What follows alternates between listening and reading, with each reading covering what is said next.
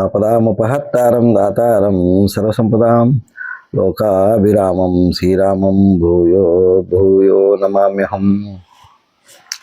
శ్రీమద్ రామాయణం వాల్మీకి మహర్షి రచించినటువంటి శ్రీమద్ రామాయణాన్ని యథాతథంగా వినిపించాలని ఒక యజ్ఞంగా ప్రారంభించి ఈరోజు 36వ సరుకులోకి ప్రవేశిస్తున్నాము. ఈ 36వ సరుకులో విశేషం ఏంటంటే పార్వతీదేవి మహిమ. ఈ సరుకు చెప్పుకునే ముందు రామాయణం యొక్క విశేషం ఏంటంటే రామాయణం అనేది ఎంతోమంది జీవితానికి ఆదర్శం. ఎందుకంటే ఈరోజు ఉన్నటువంటి సమాజంలో ఉన్నటువంటి స్వార్థపూరితమైన మనుషులకు ఈ నిస్వార్థంగా ఎలా బతికి సమాజాన్ని ఉద్ధరించాలనేది రామాయణం తెలియజేస్తుంది. రామాయణంలో ప్రతి అంశ కూడా మనిషి నిస్వార్థమే చూపిస్తుంది అనమాట. ఇప్పుడున్న సమాజానికి ఇది ఎంతో అవసరం. రామాయణంలో ప్రతి విషయాన్ని ప్రతి సర్గ ఒక గొప్ప విశేషార్థాన్ని కలిగి ఉంటుంది అనమాట. రాముడు లోకహితార్థమై భూమి మీదకి మానవ రూపంలో వచ్చాడు. శ్రీమన్నారాయణుడే రాముడిగా అవతరించి లోకానికి మేలు చేయాలనే ఉద్దేశంతో ఈరోజు ఒక మానవ రూపాన్ని ధరించి ఎలా అయితే బాధలు పడ్డాడో అలా బాధలు పడుతూ నిస్వార్థంగానే బయటకు వచ్చి ఏం చేశాడు? విశ్వామిత్రుడు అంట నడిచి విశ్వామిత్రుడు ఏదైతే తనకు చెప్పాడో ఆ పనులన్నీ చేసుకుంటున్నాడు. ఎవరి మాట విని? తన తండ్రి మాట. ఇక్కడ తండ్రి మాటని నడుచుకున్నాడు. అలాగే విశ్వామిత్రుడు గురువు ద్వారా తాటకిని సంహరించాడు. అలాగే ఈ రాక్షసుల్ని అలాగే చేసుకుంటూ వస్తూ కార్యక్రమం వచ్చిన పని అయిపోయినప్పటికీ కూడా విశ్వామిత్రుడు వాళ్ళని తీసుకెళ్తున్నాడు జనక మహారాజు దగ్గరికి శివధనుస్సు చూపించాలని.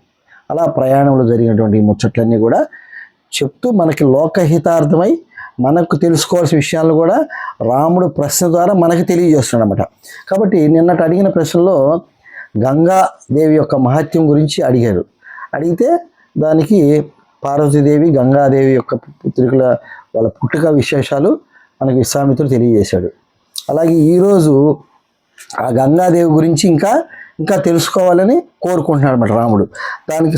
దానిలో విశేషంగా ఈ యొక్క సర్గలో మనకు వాల్మీకి మహర్షి సర్గ విశేషం ఏం రాశారంటే పార్వతీదేవి మహిమని రాశారు.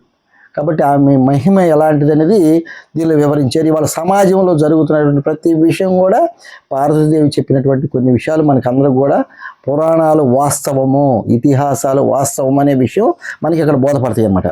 విశ్వామిత్రుడు ఇట్లు గంగా వృత్తాంతం తెలిపిన పిమ్మట వీరులైన రామలక్ష్మణులు ఇరువురిని కూడా ఆ కథా విశేషం మెచ్చుకొనుచు ఆ మునీశ్వరుడితో ఇట్లా అన్నారన్నమాట. ఓ మహాత్మా, ఉత్తమోత్తమము ధర్మయుక్తమైన వృత్తాంతమును మీరు మాకు తెలిపారు. హిమవంతుని పెద్ద కూతురైన గంగాదేవి యొక్క కథను మాకు తెలియజేశారు. కానీ దివ్యలోకమునందు మానవలోకమునందు జరిగిన ఆ నది వృత్తాంత విశేషాలు కూడా విపులంగా ఇంకా వివరించండి. వివరిస్తే ఆ లోకపావని 3 లోకాలకి ప్రవహించగల కారణాలు కూడా మాకు తెలియజేయండి అని అడుగుతున్నాను అనమాట. అంటే విశేషాలు ఎవరికి కావాలి? మనకే కావాలి, మనం తెలుసుకోవాలి. ఓ ధర్మజ్ఞ, త్రిపద అని ఖ్యాతికెక్కిన ఈ గంగ ఏ కార్యముల వలన ముల్లోకములలో ఉత్తమమైనదిగా కీర్తిగాంచినది. కాబట్టి ఇప్పుడు గంగాదేవి అని అంటే ఆ మనసులో మనం ఉన్నటువంటి పాపాలు తొలగిపోతాయి గంగని అలా స్మరిస్తేనే. మరి అలాంటి గంగాదేవి ఈ యొక్క ఎందుకు ఇంత కీర్తి వచ్చిందని అడుగుతున్నామట. అడిగితే దానికి ఏం చెప్తున్నా అంటే శ్రీరాముడు ఇట్లు ప్రశ్నింపగా తపోదైన విశ్వామిత్రుడు గంగా నది గాథను రామలక్ష్మణులకును అక్కడ చుట్టూ కూర్చున్నారుగా మునీశ్వరులందరూ కూడా కూర్చున్నారుగా వాళ్ళందరూ కూడా తెలియజేస్తామట. ఏమని తెలియజేస్తున్నా అంటే ఓ రామ, పూర్వము నీలకంఠుడు అంటే ఎవరు? శివుడు. నీలకంఠుడు పార్వతీదేవిని వివాహం ఆడిన పిమ్మట అతడు మహాతపస్వి తను చేరినటువంటి పార్వతీదేవిని చూచి మన్మథ బాణ ప్రయోగం వలన ఆమెపై మరలుకొని అంటే కొన్ని సంవత్సరాలు తపస్సు చేశాడు. ఎప్పుడైతే తపస్సు చేస్తున్నాడో ఆయనకి మన్మధుడు యొక్క బాణ ప్రభావం ఏం జరిగింది?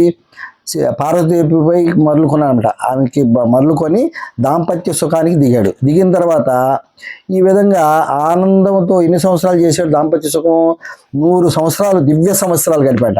ఈ 100 దివ్య సంవత్సరాలు గడిపినప్పటికీ కూడా ఓ పరంతప శ్రీరామ అయినను వారికి పుత్రప్రాప్తి కలగలేదు, పుత్రులు పుట్టలేదంట. అప్పుడు దేవతలు ఏం చేశారు? అంతటా బ్రహ్మదేవాది దేవతలందరూ కూడా అందరూ కూడా ఇంత దీర్ఘకాలము పిమ్మట ఒకవేళ శివపార్వతులు కానీ బిడ్డలు కలిగితే పనితే ఆ మహా తేజమూర్తిని మనం తట్టుకోగలమా అని భయపడిపోయారట.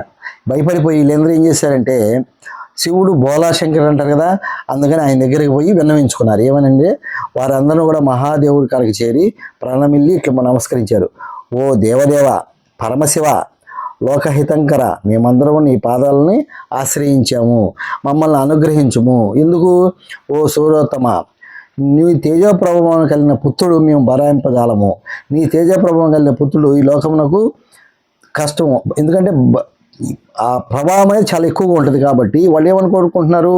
పార్వతీదేవి కూడిన విద్యుక్తంగా మీరు తపస్సు చేసుకోండి, మీ యొక్క తేజ ప్రభావంతో మాకు ఇక బిడ్డ వద్దు అన్నట్టుగా వాళ్ళు కోరుకుంటున్నారు అన్నమాట.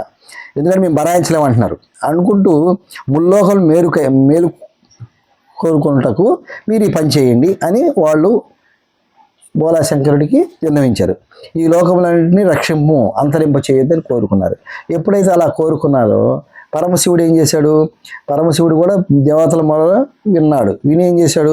అలాగే అని పలికి వాళ్ళతో ఇట్లా నుడివెను. ఓ దేవతలారా, నేనును పార్వతీయు మా తేజస్సులు మాలోనే నిలుపుకుందాము, లోకములన్నీ కూడా సుఖముగా నుండుగాక. కాబట్టి మీ లోకాలన్నీ కూడా ఎక్కడికి పాడవు, అందరూ కూడా బాగుంటారు. ఓ స్వరశ్రేష్ఠులారా, ఒకవేళ స్వస్థానం నుండి కదిలిన ఈ దుర్భరమైన నా తేజస్సుని ఎవరు ధరింపగలరు?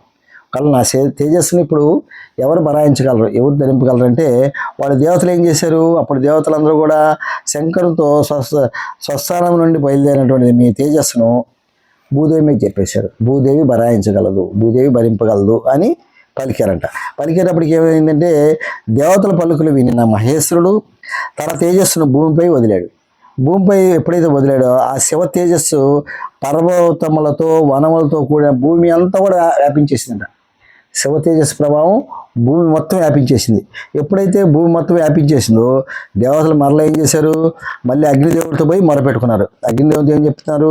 నీవు కూడా వాయుదేవునితో కూడి శివ తేజస్సును భరించము. కొద్దిగా శివ తేజస్సుని భూమి మీద లేకుండా వాయుదేవుడితో కూడి మీ పైకి తీసుకెళ్ళండి, దూరంగా అట్లా భూమి మీద లేకుండా భరించమని చెప్పని వాయుదేవుని కోరుకున్నారన్నమాట. ఎవరిని? అగ్నిని. అగ్నిచే వ్యాప్తిమైన శివ తేజస్సు ఒక శ్వేత పర్వతం అయింది, ఒక పర్వతం అయిందంట. ఆ కొంతకాలం అసలు అగ్ని సూర్య తేజస్సుతో సమానమైన తేజస్సు గల ఒక రెల్లుగడ్డి ఏర్పడింది, ఒక గడ్డి లాంటి ఏర్పడిందంట. ఆ ఏర్పడిన తర్వాత అచ్చట మహా తేజస్సు అయిన కుమారస్వామి జన్మించాడు. ఆ రెల్లుగడ్డి మీద కుమారస్వామి జన్మించాడు. జన్మించిన తర్వాత మరి ఆయనకి తల్లి లేదు కాబట్టి కృతికల ద్వారా పాలిచ్చి పెంచొడిచే ఆయన్ని కార్తికేయుడు అని పేరు వచ్చింది. కృతికలు అంటే ఇంద్రుడు నియమిస్తాడు ఒక 6 కన్యల్ని. వాళ్ళ వల్ల ఈయనకి పాలిచ్చి పెంచారు కాబట్టి ఆయనకి కార్తికేయుడు అని పేరు నామకరణం అయింది. అలాగే అగ్నిచే ధరింపబడే వలన అతను అగ్నిచే భరాయించాడు కాబట్టి, అగ్ని భరాయించాడు కాబట్టి ఆయన ఏమన్నాడు? అగ్ని సంభవుడు అని కూడా ప్రసిద్ధిగాంచాడు. అలాగే పిమ్మట దేవతలు బ్రహ్మర్షులు ప్రసన్న చిత్తులై పార్వతీ పరమేశ్వరులను భక్తి శ్రద్ధతో పూజించారు. వాళ్ళ పని అయిపోయింది కాబట్టి వాళ్ళని భక్తి శ్రద్ధతో పూజించారు. పూజించేటప్పటికే ఈ విషయం ఎలా తెలిసిందో పార్వతికి తెలిసింది. పార్వతి తెలిసినప్పటికీ ఏం చేసింది అనేది ఇక్కడ మనకు తెలుస్తుంట. ఓ రామ, అంతలా పార్వతీదేవిది దేవతతో ఇట్లన్నీ. కాబట్టి పార్వతీదేవి తెలిసిన తర్వాత ఆమె కోపం వచ్చేసింది. ఆమె కోరుకున్నది ఒకటి, వీళ్ళు చేసింది ఒకటి. ఆమె కోపం వచ్చి ఏం చేసింది? ఓ దేవతలారా, నాకు అప్రియమైన పని మీరు చేసినందుకు తగిన ప్రతిఫలం అనుభవింపుడు. వాళ్ళకి శాపం ఇస్తుంది. ఏమని శాపం ఇస్తుంది అని పలికి సూర్య తేజస్తో వెలుగొందుతున్న పార్వతీదేవి జలములతో చేతబట్టి, ఒక నీటిని చేతబట్టి కోపంతో కన్నులు ఎర్రజేసి వారిపై శపించేసింది. దేవతలందరినీ కూడా శాపానికి గురి చేసింది. ఏమని శాపం ఇచ్చిందో చూద్దాం. నా పతితో కూడి పుత్రుని పొందవాలని నా కోరికను మీరు అవరోధం కలిగించారు. నేను శివుడితో కలిసి బిడ్డను కనాలనుకున్నాను, నా కోరికను మీరు పాడు చేశారు. కాబట్టి మీ భార్యలందు మీకు సంతానం కలగకుండుగాక, నేటి నుండి మీ పత్రులు సంతానవతులు కాకుందురుగాక. అంటే మీకు దేవతలకి ఇక భూమి మీద బిడ్డలు పుట్టరు దేవతలకి. కాబట్టి మనకి అందువల్ల ఏమవుతుంది? మనకి 33 కోట్ల మంది దేవతలు అలాగే ఉంటారు. దేవతలు ఇక పెరగరు, వాళ్ళకి సంతానం లేదు, శపించేసింది. మీకు సంతానం ఉండరు అని శపించేసింది. శపిస్తూ భూదేవిని కూడా శపించేసింది ఆఖరికి. ఎందుకంటే భూదేవి నేను బరాయిస్తానంది కదా, ఆమె బరాయించలేకపోయింది. కాబట్టి ఈ పాపానికి ఈమె కూడా కారణమైందని భూదేవిని కూడా శపించిందంట. ఏమని శపించింది? ఓ దుర్బుద్ధి గల భూదేవి, నువ్వు చౌడు నేల మొదలగు వివిధ రూపాలు కలిగి ఉంటావు. ఇప్పుడు మనకి భూదేవి అందరికీ అన్ని చోట్ల ఒకే రకంగా ఉంటుందా? ఒక చోట పంట పండుతుంది, ఒక్కో చోట పండదు, ఒకసారి ఎందుకు పనికిరాని నేల వస్తుంది. అందుకని నువ్వు అలా ఉంటావు. నువ్వు పెక్కుమంది రాజులకు భార్య అయ్యేవు, ఎక్కువ మంది రాజులతో పారివ్వ అంటే అర్థమైంది. ఇప్పుడు ఈ భూమి మీద ఎంతమంది పాలిస్తున్నారు, ఎంతమంది మారుతున్నారు, పాలనలో ఎంతోమంది మారిపోతున్నారు. ఈరోజు కొంతమంది పాలన చేస్తున్నారు, రేపు ఇంకోళ్ళు పాలన చేస్తున్నారు, ఇంకోళ్ళు అంట. ఇన్ని గతం చూసుకుంటే కొన్ని వందల వేల మంది కోట్ల మంది పాలన చేసుకుంటూ పోతున్నారు భూదేవిని. అంతే కదా, ఎవరు స్థిరంగా లేరు. అందుకని ఆమెకు ఆ విధంగా శపించింది. అలాగే నాకు పుత్రుడు కలగకుండా అడ్డుపడితే కావున నా క్రోధమునకు మీరు గురి అవుతుంది, మీకు సుఖ సంతోషాలు లేకుండా ఉండుగాక. చూసావా, ఇక భూదేవి కూడా సుఖ సంతోషాలు లేవు. ఎందుకు సుఖ సంతోషాలు లేవు అంటే దుర్మార్గుల్ని అందరినీ కూడా బరాయిస్తుంటుంది, మంచి వాళ్ళని బరాయిస్తుంటుంది, మంచి వాళ్ళని బరాయించదు, మంచి వాళ్ళతో ఆనందపడుతుంది, దుర్మార్గులను బరాయిస్తుంటుంది. కాబట్టి దుర్మార్గులు చూస్తే బాధే కదా, భూదేవికి కూడా బాధే.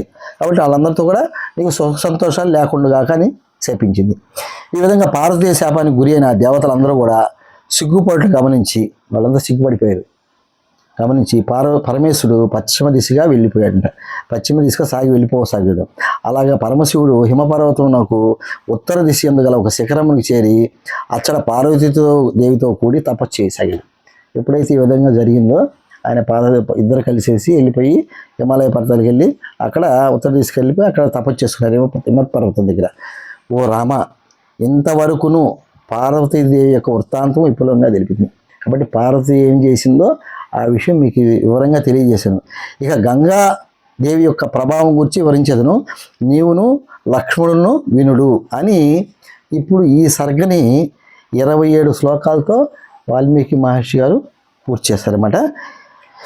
ఇత్యార్షే శ్రీమద్ రామాయణే వాల్మీకి ఆది కావ్యే బాలకండే షట్త్రింశం సర్గః. వాల్మీకి మహర్షి విరచితమైన ఆది కావ్యమైన శ్రీమద్ రామాయణం నందలి బాలకాండమునందు 36వ సర్గ సమాప్తం. జై శ్రీమన్నారాయణ.